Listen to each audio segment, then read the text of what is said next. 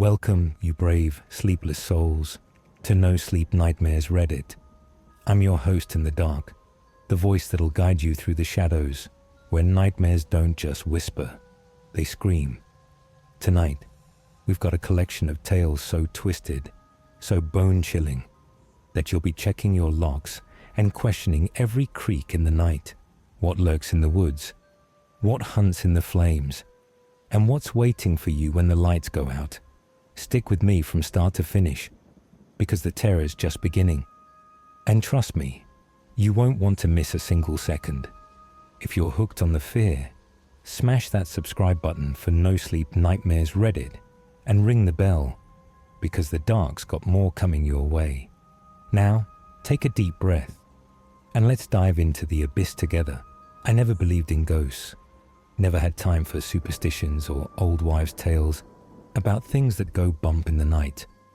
I was a practical man, boots on the ground, rifle in hand, and a cooler full of beer waiting back at camp. That's how I liked it. So when I signed up for a hunting lease in Middle Georgia, I wasn't looking for anything more than a quiet weekend away from the grind, a patch of overgrown wilderness, an old abandoned camp, and miles of dense forest stretching out like a green sea. That was my paradise. At least, it was supposed to be. The lease was cheap. Too cheap, I'd realize later. A buddy of mine hooked me up with the deal through some backwoods connection. A guy who knew a guy who inherited the land from a dead uncle nobody liked to talk about. "It's secluded," my buddy said, grinning like he'd handed me gold. "Miles down a dirt road, locked gate, no neighbors. You'll love it." I should have asked why it was so damn affordable. Should have wondered why the last tenants let it lapse without a fight. But I didn't. I grabbed my gear, tossed my .308 rifle in the truck, and drove out to claim my slice of nowhere. The road in was a beast. Rutted, overgrown with kudzu and briars that clawed at my tires like they didn't want me there. It took an hour of jostling over potholes and ducking low-hanging branches before I reached the gate. Rusted iron, padlocked tight, with a sign so faded I could barely make out the words, "Private property, no trespassing." I unlocked it with the key my buddy gave me, swung it open, and drove another half-mile to the camp. That's when I first felt it. A prickle on the back of my neck, like the woods were sizing me up. The camp itself was a relic. A sagging cabin with peeling paint, windows clouded with grime, and a porch that creaked under my weight like it might collapse. Inside it smelled of mildew and something sharper, like wet iron. Old furniture sat covered in dust. Chairs with torn cushions, a table with a cracked leg, and a fireplace choked with ash. There was a single bedroom with a rusted cot, a threadbare blanket still draped over it like someone had walked out mid-nap and never come back. It wasn't much, but it was mine for the season. I dropped my bag, cracked a beer, and told myself I'd fix it up later. First, I wanted to hunt. I'd been out there a dozen times over the next few months, usually alone. I liked the solitude. Nothing but me, the trees, and the occasional deer. But no matter how many times I walked those woods, I couldn't shake the feeling I wasn't really alone. It wasn't anything I could pin down at first. Just a hunch, a flicker of unease that had hit me when the wind died down or the birds went quiet. The cabin didn't help. We'd lock the front door every time we left, me and my buddy when he'd tag along. And yet, half the time, we'd come back to find it wide open. No signs of a break-in, no footprints, just the door swinging on its hinges like an invitation. "Wind must have caught it," my buddy would say, shrugging it off. But I'd seen that lock click shut. I'd felt its weight. Wind didn't explain it. Still, I kept going back. The hunting was good. Deer, turkey, even a boar once. And I wasn't about to let a creepy vibe scare me off. That is, until that last night. The night I saw it. It was late October, the air crisp and heavy with the smell of pine and damp earth. I'd set up in a small valley near a food plot we'd planted along a creek that marked the property's edge. The spot was perfect, low ground with a clear line of sight, the creek gurgling softly behind me, and a thick canopy overhead. I settled against a tree, my .308 loaded with ballistic tip rounds resting across my lap. The forest was alive that evening, birds chattering, squirrels skittering through the underbrush, the usual symphony of a Georgia dusk. I was in my element, king of the woods. Then it hit me. A feeling so sharp it was like a knife between my ribs. Something was wrong. I couldn't tell you what. Nothing had changed. Not yet. But even with a loaded rifle in my hands, I didn't feel safe. I didn't feel like the top predator anymore. My eyes darted around, scanning the shadows, but the woods kept up their chatter. I told myself I was being paranoid, took a deep breath, and waited. That's when the silence came. It wasn't gradual. It was instant, like someone flipped a switch. The birds stopped mid-call. The squirrels vanished. Even the wind seemed to hold its breath. The forest went dead quiet. And I mean dead. Not a rustle, not a chirp, just an oppressive stillness that pressed against my ears. I gripped my rifle tighter, my heart kicking up a notch. It was getting dark fast, too fast, and the shadows were stretching long and thin, swallowing the valley whole. I decided I'd had enough. Whatever was spooking me, I wasn't sticking around to find out. I slung my pack over my shoulder and started back toward the cabin, about a mile uphill. I'd made it maybe 100 yards when it happened. That prickle on my neck turned into a full-on jolt, like something was breathing down my spine. I spun around, rifle up, aiming back down the trail toward the food plot. And there it was. Something stood in the middle of the path. Not a deer, not a person. I could barely make it out in the fading light. But it was tall, too tall, lean, and wrong. Its shape didn't fit anything I'd ever seen. It wasn't a bear, wasn't a wolf. It almost looked like a deer standing on its hind legs, but the proportions were off. Legs too long, torso too narrow, head tilted at an angle that made my stomach lurch. I couldn't see its face, just a dark smear where it should have been. It didn't move. It didn't make a sound. It just stood there staring at me. I froze. My finger hovered over the trigger, but I didn't shoot. I don't know why. Maybe I was too stunned. Maybe I didn't want to provoke it. Seconds stretched into eternity, and then I did the only thing I could think of. I turned and ran. I bolted back to the cabin, my boots slamming into the earth, branches clawing at my arms. I didn't look back. I didn't dare, but I could feel it behind me, a weight in the air, a presence that matched my pace. My lungs burned, my legs screamed, but I didn't stop until I hit the porch. I threw the door open, grabbed my keys, tossed my gear in the truck, and peeled out of there like the devil himself was on my tail. I didn't even lock the gate behind me. I just drove, the dirt road spitting gravel, until I hit pavement an hour later. I never went back. Let the lease run out. Didn't care about the deposit. Some things just aren't worth knowing. But that wasn't the end of it. Oh no, that was just the beginning. A week later, I was still rattled. Couldn't sleep, couldn't eat without seeing that thing in my head. I told my buddy about it over beers, expecting him to laugh it off. He didn't. His face went pale, and he leaned in close. "You're not the first," he said, voice low. "That camp's got a history. Folks who've hunted there.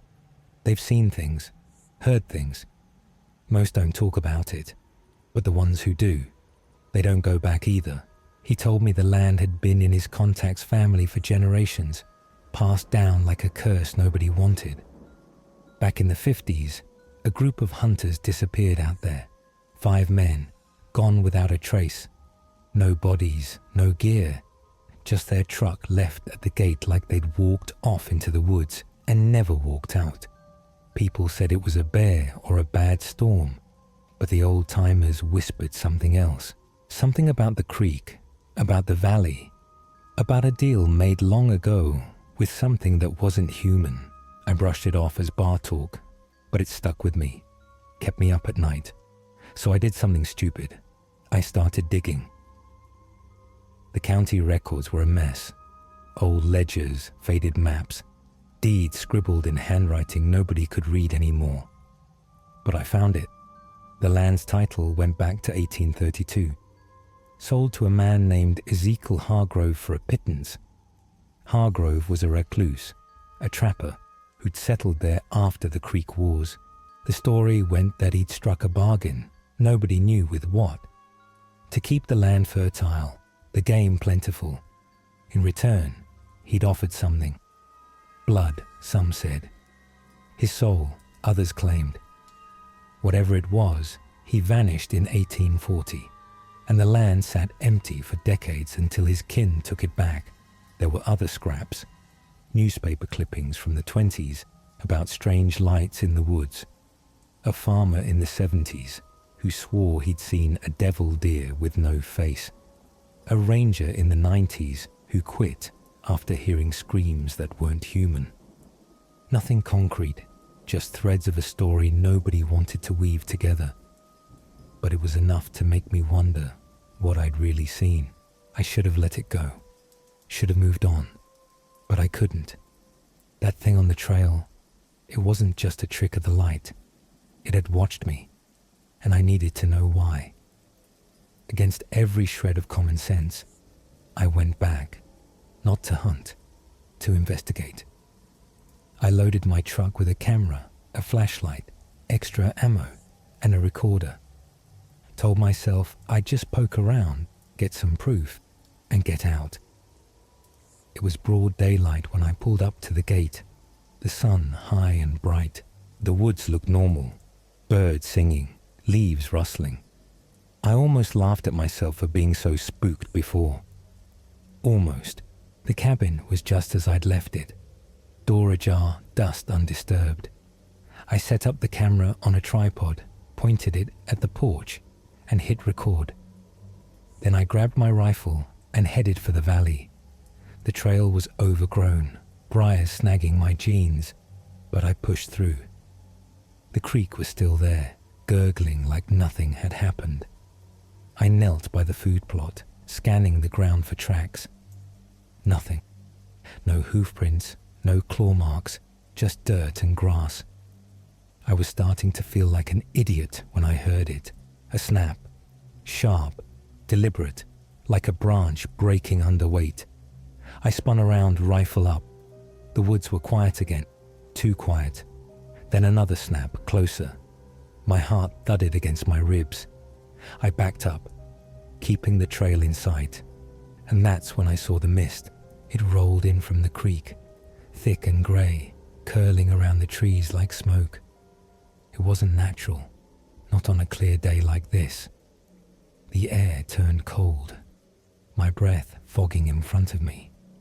I could hear my pulse in my ears, loud and fast. Then the whispers started.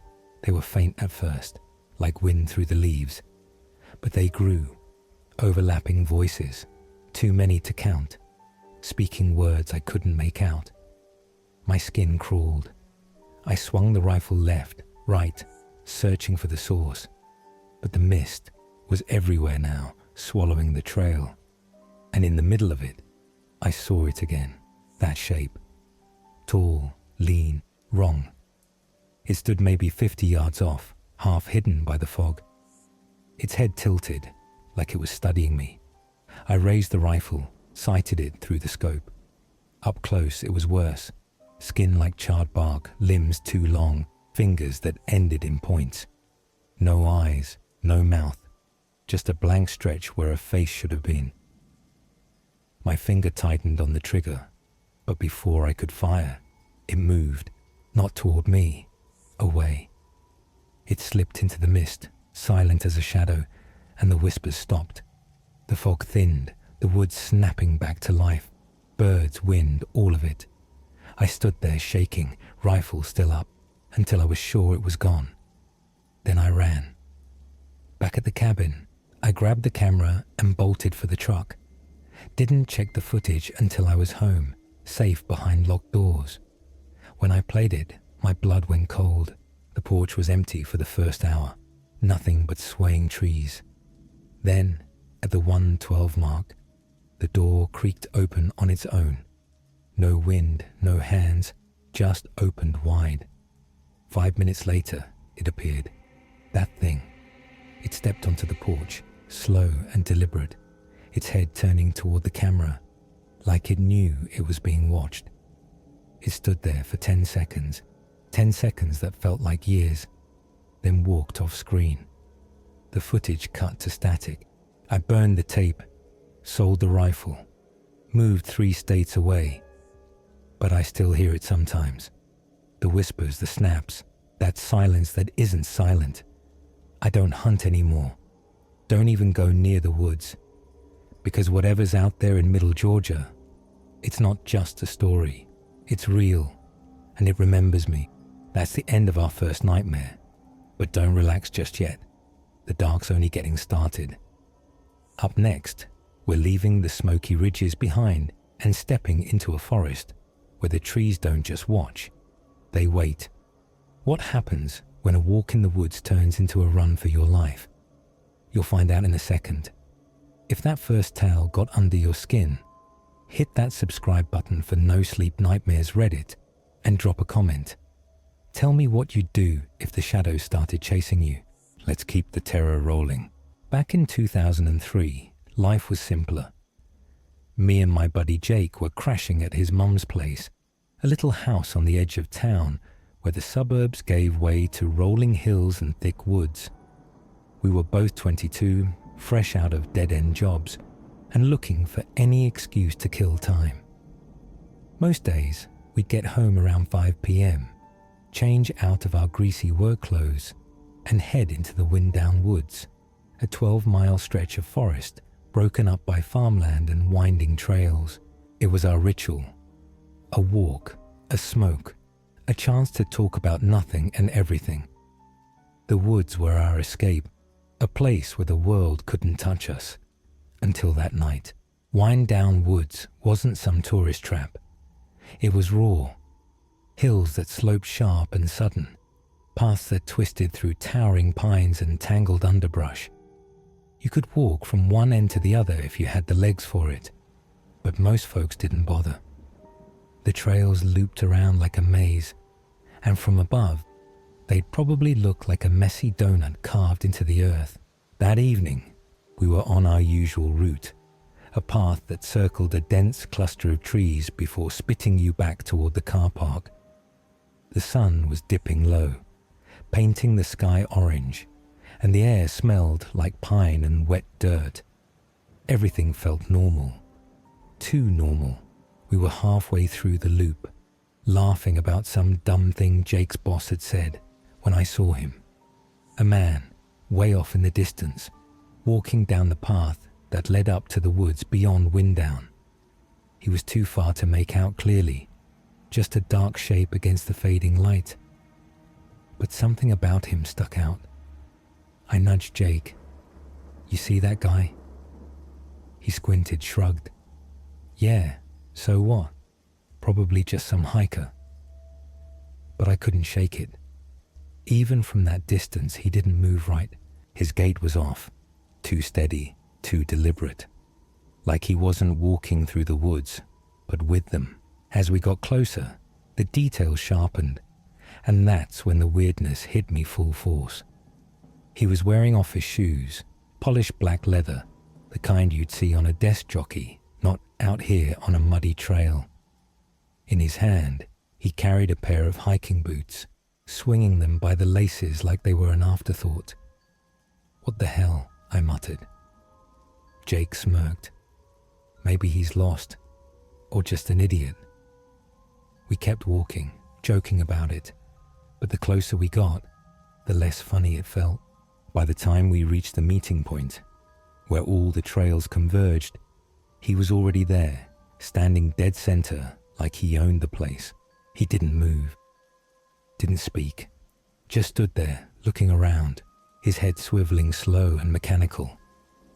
Up close, he was average, maybe 40, medium build, brown hair, but his eyes were wrong, flat, empty, like they didn't reflect the light. He had a backpack slung over one shoulder, and sticking out of it was a handle. Not a knife, not a flashlight, something heavier, a hammer, maybe an axe. My gut twisted. "This guy's off," I whispered to Jake. He nodded, his grin gone. "Let's just get past him and go." We had no choice. The path to the car park ran right by him, and turning back would have meant a long detour through the woods, alone, with him behind us. So we kept walking, heads down, trying to look casual. As we passed, I caught a glimpse of his face, pale, slack, like he wasn't all there. He didn't say a word, didn't even blink, but the second we were past him, he moved. Not fast, not sudden, just started walking behind us, his office shoes crunching the gravel in a steady rhythm. Too steady. I glanced at Jake. His jaw was tight, his hands shoved deep in his pockets. "He's following us," I hissed. "No shit," he shot back. "Just keep going.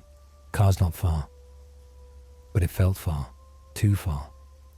The car park was empty that night.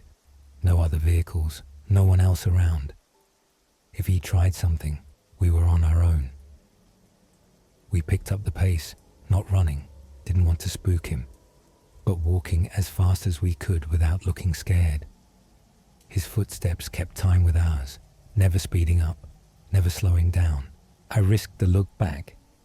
He was maybe 20 yards behind, staring straight ahead, boots still dangling from his hand. My mind raced.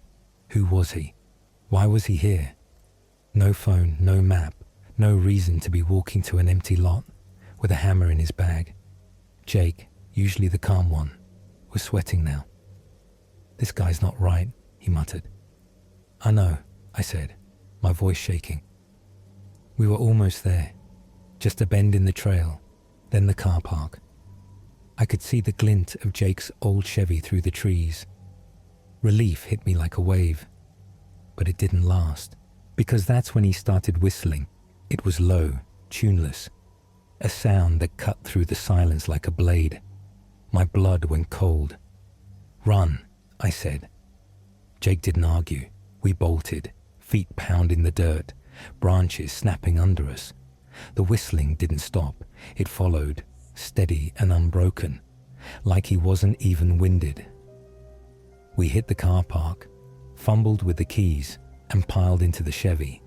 I slammed the locks, Jake gunned the engine, and we peeled out, tires spitting gravel. I looked back as we swung onto the road. He was standing at the edge of the lot, watching us go, still whistling. We didn't talk the whole drive home. Didn't need to. Whatever that guy was up to, we dodged it. Or so we thought. That should have been the end of it. A creepy encounter, a story to laugh about later. But it wasn't. See, a couple weeks ago, long after we'd buried that night in the back of our minds, we were at a friend's birthday party. Small group, good vibes, the kind of night where you let your guard down. Someone suggested swapping spooky stories, and Jake and I told ours. The room went quiet, everyone leaning in, until two girls, Emily and Sarah, exchanged a look. "You're not going to believe this," Emily said, "but we've got one that makes it worse." Emily worked at Fine Cord Reserve, another patch of woods in those hills. She said one night, while closing up the cafe with her manager, he'd sent her home early. She'd lingered in her car, rolling a cigarette, when he texted her later, "Don't ask, just don't come in tomorrow." Turns out, after she left, Some guy came out of the woods, attacked her manager, and tried to steal his keys. The manager fought him off, called the cops, and they pieced it together. A mental patient had escaped from an institute miles away, walked through the hills, broken into a house, killed an old woman, and left her crippled husband alive. Then he'd wandered into Fine Cord looking for a car to jack. They caught him the next day, still roaming the woods. The timeline matched. The description matched. That guy we saw, he'd been on a rampage, and we'd walked right past him. But here's where it gets worse. That night at the party, I couldn't sleep. Kept hearing that whistle in my head, seeing those empty eyes. So I dug deeper, pulled up old articles, police reports, anything I could find. The patient's name was Daniel Reese, 42, diagnosed with severe schizophrenia. He'd escaped by strangling an orderly with his own belt, gotten a haircut to blend in, and trekked over 20 miles through the hills. The papers said he was delusional, thought he was hunting voices that told him to kill.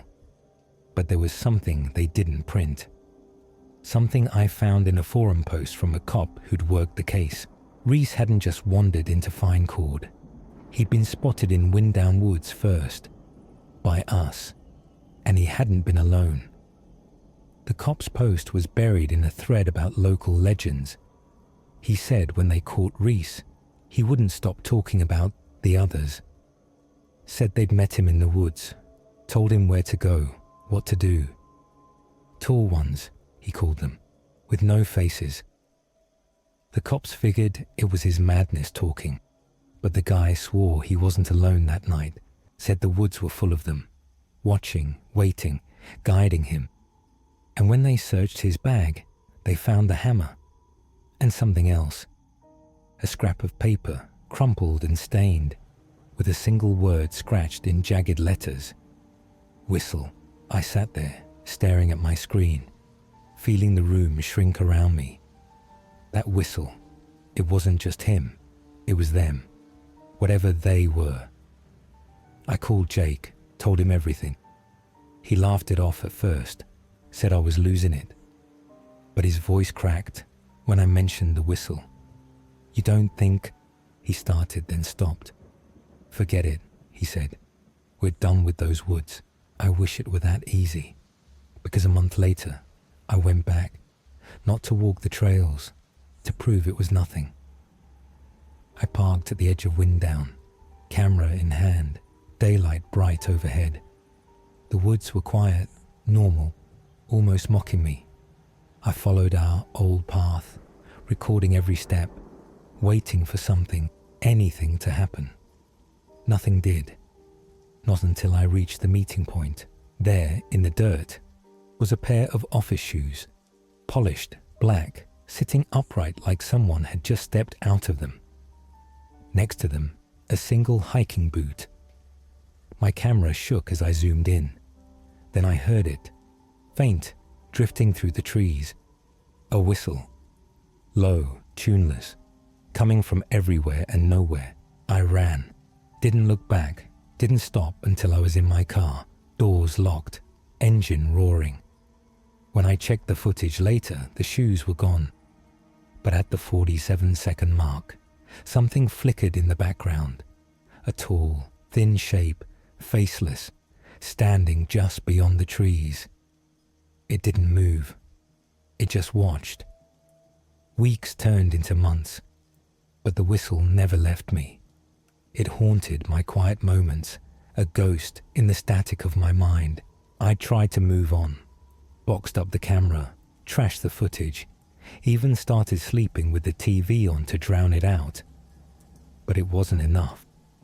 Jake was gone, halfway across the country, and I was alone with the questions gnawing at me. What was out there? What had Reese seen? And why did it feel like it wasn't done with me? Against every instinct screaming to let it die, I decided to go back, one last time, not to run, not to hide, but to face it, to get proof that would either bury my fears or confirm the nightmare It was a grey November afternoon when I returned to Windown Woods, the sky heavy with clouds that seemed to press the air down thick and cold. I parked at the same spot, the car park deserted except for a scattering of dead leaves skittering across the gravel. My hands shook as I grabbed my gear, a new camera, a flashlight, a hunting knife strapped to my belt, and a handheld recorder. No gun. I didn't trust myself not to shoot at shadows. This wasn't about fighting. It was about knowing. The trail felt different. The trees loomed taller, their branches clawing at the sky like skeletal fingers. The air smelled wrong, sharp, metallic, like blood mixed with wet earth. I switched on the recorder, my voice trembling as I narrated. November 17th, 2025, back at Windown, looking for answers. The words sounded hollow, swallowed by the wood's oppressive silence. No birds, no wind, just my boots crunching the path and my breath puffing in short, nervous bursts. I reached the meeting point faster than I expected. The shoes were gone, but the ground was disturbed, scratches in the dirt, deep and jagged, like something heavy had dragged itself through. I set the camera on a rock, angled it to catch the clearing, and hit record. "If you're out there," I said aloud, my voice cracking, "show yourself." Nothing answered. Not at first. Then the temperature dropped. Not a breeze, just a sudden, bone-deep chill that made my teeth ache. The recorder crackled, picking up static I couldn't hear with my ears. I swung the flashlight around, its beam cutting through the gathering dusk. That's when I saw the mist, thin at first, curling up from the ground like smoke, then thickening until it swallowed the trees. My heart slammed against my ribs. I'd seen this before, back in Middle Georgia, but this was worse, denser, alive, pulsing with a rhythm I could feel in my chest. The whistle came next, low, tuneless, slithering through the fog from every direction. I spun, knife out, shouting into the haze, "What do you want?" The sound stopped, sharp, like a needle yanked from a record. Silence again, but not empty. It was heavy, watching. I checked the camera. The red light blinked steady. "Come on," I muttered. "Give me something." And it did. A shape emerged from the mist, 20 yards off. Tall, too tall, thin as a rail, its limbs bent at angles that defied bone. No face, just a smooth, blank expanse where eyes should have been. It didn't move like Reese had. It glided, feet barely touching the ground, trailing wisps of fog. My breath hitched. I stabbed the knife forward, a useless threat, and yelled, "Stay back." It tilted its head, a slow, curious twist, and then another appeared. Then another, 3 of them, ringing the clearing, their outlines flickering like bad film. The recorder screeched, high-pitched, inhuman, and I dropped it, clapping my hands over my ears. The sound wasn't just noise, it was words, garbled and overlapping, clawing into my skull. "You saw, you ran, you owe." I stumbled back, tripping over the rock, the camera toppling with a crunch. The figures didn't advance, they didn't need to. The mist tightened around me, cold fingers brushing my neck, my arms, my face. I swung the flashlight. Its beam caught one of them, illuminating a body like charred wood, veins pulsing black beneath the surface. No mouth, but I heard it whistle. Inside my head, a piercing wail that turned my knees to water. I ran, blind, panicked, crashing through brush that tore at my skin. The woods twisted, paths bending back on themselves, trees shifting like they were alive. The whistle chased me, joined by footsteps now, heavy and uneven, like Reese's ghost had joined the hunt. I glimpsed him once, a flash in the mist, his empty eyes locked on mine, hammer raised, before the faceless ones swallowed him back into the fog. The car park appeared like a mirage. I threw myself into the Chevy, keys slipping in sweaty hands, and floored it. The rear view showed nothing, just trees and mist. But the whistle followed, fading only when I hit the highway. Back home, I played the footage. The clearing was empty for 10 minutes, then static. At 10:47 the screen flickered, and there they were, 3 shapes standing over the camera, heads tilted down. The audio was that screeching chant, "You owe." Then blackness, and there goes story 2, leaving us with more questions than answers. But the night's not done with us yet. Next, we're trading the whispering woods for a campsite where the fire's not the only thing burning. What's worse than a stranger in the dark? One who knows you're there and wants you gone. Stick around because this one's gonna hit hard. Love these chills? Subscribe to NoSleep Nightmares Reddit and leave a comment below. What's your worst camping nightmare? Let's dive deeper into the dark together. I used to think I'd seen it all. 20 years as a forestry consultant for the Provincial Service, mapping fire lines, fuel loads, ash deposits, had hardened me to the chaos of wildfires. I'd stood on ridges watching entire valleys turn to ash, flown drones through smoke thick enough to choke a man, and laughed off the close calls. It was a job, a damn good one, and I was good at it. That was before the summer of 2024, before they dropped me on that ridge in the Cascades, before I met whatever the hell lives up there in the flames. The gig was routine, or so they said. A wildfire had been chewing through the mountains for weeks, aggressive, unpredictable, spitting embers like a dragon with a grudge. My job was to get airlifted to vantage points, deploy my IR LiDAR-equipped drone, gather data on the fire's spread, and get picked up a few days later. Simple. I'd done it 100 times, but that morning, something felt off. The chopper pilot, an old-timer named Ray, kept glancing at the sky, muttering about the smoke being too thick too fast. I shrugged it off. Cancer survivor, partial amputee, 60 years old. I'd beaten worse than a little haze. I grabbed my 70-pound equipment case, gave Ray a nod, and jumped out when he did a toe-in landing on a rocky outcrop barely wide enough for the skid. The ridge was a knife edge, 2 feet wide, with a 1,000-foot drop on either side. Below me, the mountainside was a sea of fire, orange and red tongues licking up the slopes, the heat warping the air. I could taste the ash, feel it coating my throat, but I got to work, set up the drone, flew my mapping route, packed it back up. Took maybe 3 hours. The blaze was worse than the reports. Overnight, it had jumped containment lines, and the smoke was a wall now, black and choking. I radioed Ray for pickup. "On my way," he crackled back. I waited, listening to the thump of rotors growing closer, then fading. 10 minutes passed, 20. Finally, his voice cut through the static. "Can't get in. Too much smoke. Can't see the drop point or the alternate. Head northeast. Fire's thinner there." That's when it sank in. I was stranded. A grey-haired cripple with a prosthetic leg, lugging $55,000 worth of gear through an inferno. No chopper, no backup, just me in a mountain that wanted me dead. I cursed Ray, cursed the job, cursed myself for not retiring after the chemo. But sitting there wasn't an option. The fire was climbing fast, so I slung the case over my shoulder, gripped my cane, and started walking.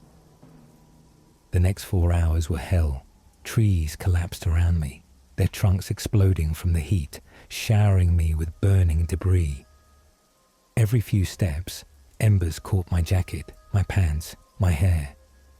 I'd drop, roll in the dirt, smother the flames, and keep going. My lungs screamed, the smoke clawing its way inside, turning every breath into a rasp. My prosthetic chafed, the stump raw and bleeding. But I didn't stop. Couldn't stop. The ridge sloped down into a gully. The fire thinner there like Ray promised, but the air was still a furnace. I kept moving, one limping step at a time, certain each one was my last. That's when I heard it. A whisper. Not the wind, not the fire. A voice, low and guttural, threading through the roar of the blaze. I froze, cane digging into the ash, ears straining. It came again, closer. Stay. My skin prickled despite the heat. I swung around, scanning the smoke, but there was nothing, just flames and shadows. Hallucination, I told myself. Smoke inhalation. You're losing it. I shook it off and pushed on, the gully narrowing into a choke point of charred pines. The whispering didn't stop. It grew. Multiple voices now, overlapping, hissing through the trees. Stay. Burn. With us. I stumbled, the equipment case slamming into my hip. My drone's IR sensor beeped, still in my pack, picking up heat signatures. I yanked it out, hands shaking, and checked the screen. The fire was everywhere, a red wall closing in, but there were shapes in it, tall, thin, moving against the flow. Not animals, not firefighters. Humanoid, but wrong. Too long, too jagged, flickering like they were made of embers. I dropped the drone, my cane clattering beside it. "Who's there?" I shouted, voice hoarse. The whispers turned to laughter, dry, crackling, like logs splitting in the heat. A gust cleared the smoke for a split second, and I saw one. It stood 10 yards off, a silhouette of ash and flame, its head a smouldering coal with no face, just 2 glowing pits where eyes should have been. It didn't move, didn't lunge. It just stared, and the air around it pulsed with heat. I ran, or hobbled, as fast as my leg would let me. The case banged against my back, the whispers chasing me, rising into a chorus. "You can't leave. You're ours." Trees fell behind me, deliberate crashes, like something was tearing them down. I tripped, rolled down a slope, landed hard in a dry creek bed. My jacket was smoldering again. I beat it out with blackened hands, gasping, coughing up ash. Above me, the ridge glowed. Flames and those shapes, more of them now, lining the edge like sentinels. A horn blared, distant, mechanical. Firefighters. I scrambled up, waving my arms, screaming until my throat bled. A crew in yellow gear found me, dragged me to a landing zone where Ray's chopper waited. I collapsed inside, the door slamming shut as we lifted off. 2 days in the hospital followed, smoke inhalation, burns up my arms and neck, scars I'll carry forever. I quit the next week, told them I was done, that the fire could have the mountains. But it wasn't the fire that broke me. I thought the hospital would be the end of it, a sterile sanctuary where the smoke couldn't reach me. I was wrong.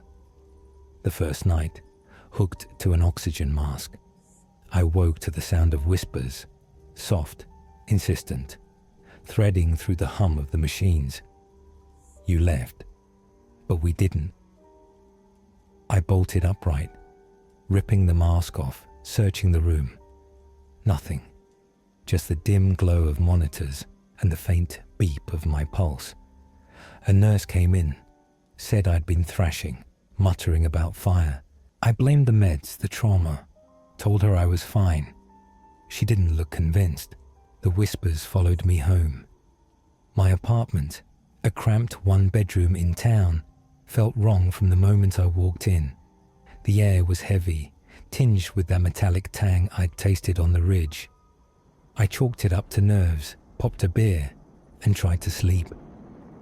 That's when the ash started. I'd wake to find it. Fine grey dust coating my floor, smudged in trails under my bed like something had crawled there.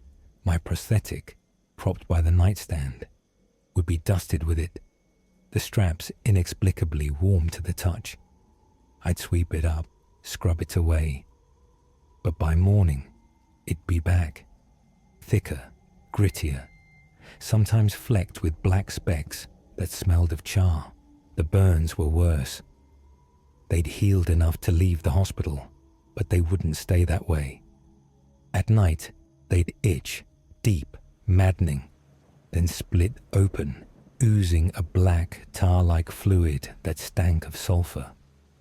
I'd wake to find my sheets stained, the skin around the scars threaded with dark veins, pulsing like they were alive. Doctors called it an infection, prescribed antibiotics, but the pills did nothing. One night, I caught my reflection in the bathroom mirror. Those veins had crept up my neck, faint but unmistakable, curling toward my jaw.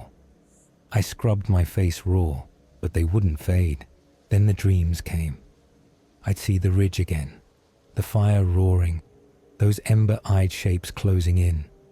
But now they spoke my name. Thomas, you owe us. Their voices a chorus of crackling rage. I'd wake gasping, my room thick with the smell of smoke, my window fogged with the heat despite the winter chill outside. Neighbors started complaining, said they heard whispers from my place at night, low and guttural, like a dozen voices arguing in the dark. One old lady, Mrs. Carter downstairs, swore she saw a shadow, tall, thin, glowing faintly, standing outside my door. I laughed it off, but my hand shook as I bolted the lock. I tried to destroy it. The burns, the connection, whatever it was. One desperate night, I grabbed a kitchen knife, heated it over the stove, and pressed it to my arm, hoping to burn out the black veins. The pain was blinding, the flesh sizzling, but when the smoke cleared, the veins were still there, darker, thicker, spreading faster. The whispers laughed that night, loud enough to rattle the walls. You can't cut us out. I dropped the knife, sank to the floor, and realized I wasn't free. They'd marked me, claimed me, and they weren't letting go. I couldn't live like that, haunted, rotting from the inside. So I went back. Not as a consultant, not for the service. As a fool with a death wish, armed with a camera, a recorder, and a flask of whiskey to steady my nerves. It was March 2025, the fire long extinguished, the Cascades a blackened scar of skeletal trees and ash. I drove to the base, hiked the 3 miles to the ridge, my prosthetic grinding against my stump with every step. The air was still, too still, but it hummed, a low electric buzz that set my teeth on edge. I set up at the gully where I'd escaped, camera on a tripod, recorder rolling. March 17th, I rasped into it, back to end this. The ridge loomed above, a jagged silhouette against a grey sky. I waited, the flask trembling in my hand, the silence pressing in. Then it came. The whispers, fast and furious, a torrent of hate. You're back. You're ours. The ground shivered, ash rising in plumes like it was breathing. Shapes emerged. Dozens now, not just 3.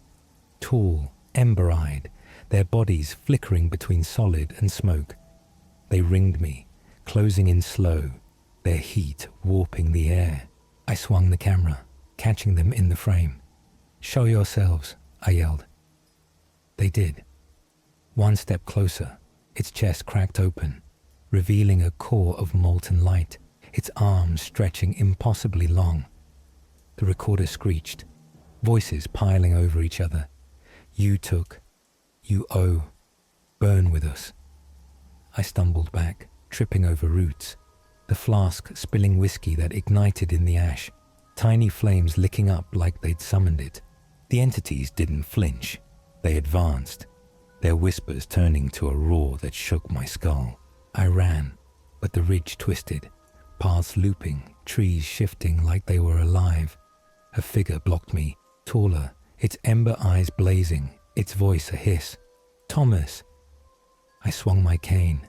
It passed through the wood, sizzling as it hit ash. They were everywhere now, behind, above, their heat searing my skin. I glimpsed Ray's face once, charred, eyeless, whispering my name, before the others swallowed him. The recorder fell, its red light blinking in the chaos. I didn't stop, didn't look back, just ran until my lungs gave out. The highway was a blur when I reached it, hitchhiking home in a stranger's truck. The footage was my last hope. I played it, hands shaking. 10 minutes of ash and silence, then static. At 12:03, they appeared, dozens crowding the lens, their ember eyes glowing. One leaned in, its blank face filling the screen, whispering my name. Thomas. The audio was a chant. You owe, you burn, looping until the file corrupted. I smashed the camera, burned the recorder, but the whispers didn't stop. They're in my walls now, my skin, my blood. I'm not free. I never will be. That's where we leave the darkness tonight, nightmare seekers. But don't think it's over. The shadows never really let go. From burning ridges to whispering woods and campsites that bite back, we've walked through hell together and survived for now. What's lurking out there, waiting for its turn? You'll have to stick around to find out. If these tales clawed their way into your sleep, smash that subscribe button for NoSleep Nightmares Reddit and hit the bell. More terrors coming your way, and you won't want to miss it. Drop a comment below. What's the scariest thing you've ever faced in the dark? Stay restless, stay watching, because the night's still got secrets to spill. See you next time.